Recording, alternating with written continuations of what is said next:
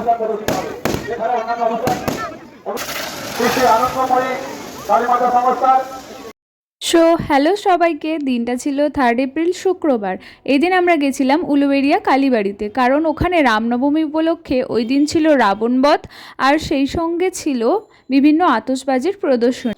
প্রথমেই আমরা গিয়ে ঠাকুরের দর্শন করে নিলাম, তারপর মাঠে এসে দেখি রাবণ বেটা এখানে পা ভেঙে বসে রয়েছে। তবে পা ভেঙে গেলেও রাবণের সোয়াগ কিন্তু একটুও কমেনি, দেখতেই পাচ্ছ কীরকম স্টাইল দিয়ে দাঁড়িয়ে আছে।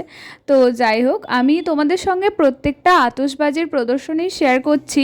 আসলে আমি ভেবেছিলাম যে এতগুলো দেবো না, কারণ ভিডিওটা তো অনেকটাই বড় হয়ে যাবে, কিন্তু এত সুন্দর লাগছিল তাই তোমাদের সঙ্গে এগুলো আমি শেয়ার না করে আর পারলাম না।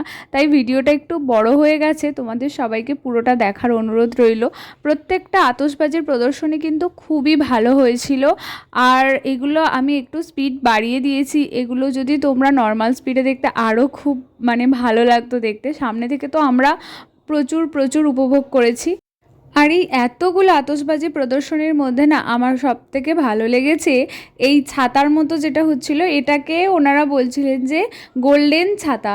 তোমরা শুধু দেখো এটা কি অসাধারণ দেখতে লাগছে না, পুরো একটা আলোর ডোমের মতো দেখতে লাগছে না, খুবই ভালো লাগছিল এটা দেখতে। তো তারপর তো আমরা অনেকক্ষণ থেকে অপেক্ষা করছিলাম, শুধু ভাবছিলাম যে রাবণ বধটা কখন হবে। তো ফাইনালি এখানে রাবণ বধ হয়ে গিয়েছে, তোমরা দেখতেই পাচ্ছ। আর প্রথমেই তো দেখলাম রাবণের দুটো কানের সাইড থেকে ধোঁয়া বেরোতে শুরু করেছে। তো যাই হোক, আর রাবণের মাথাগুলো যখন এক এক করে ফাটতে শুরু করলো না, তখন দেখলাম যে ও বাবা, এ তো রাবণের মাথা নয়, এ তো এক একটা চুবড়ি। তো যাই হোক, আমরা খুব খুব এনজয় করেছি, আর প্রত্যেকটা আতশবাজির প্রদর্শনী খুব খুব ভালো হয়েছিল। আর প্রাকৃতিক দুর্যোগের কারণে এই রাবণ বধটা একটু পিছিয়ে দেওয়া হয়েছে। তো যাই হোক, আমরা অনেক অনেক মজা করেছি। পরের বছরের জন্য আবারও অপেক্ষায় থাকলাম। আর এই যে তারপর আমরা ওখান থেকে বেরিয়ে চলে আসি, একটু জামা কাপড়ের দোকানে ঢুকেছিলাম, তারপর ওখান থেকে খেয়ে নিলাম একটু মোমোটা বেশ ভালো ছিল। আর এখানের মোমোতে দেখলাম একটা গ্রিন চাটনি দিয়েছে, বেশ খেতে ভালো লেগেছে। তারপর বাড়ি চলে এলাম। আজকের ভিডিওটা এইটুকুই, চলো টাটা।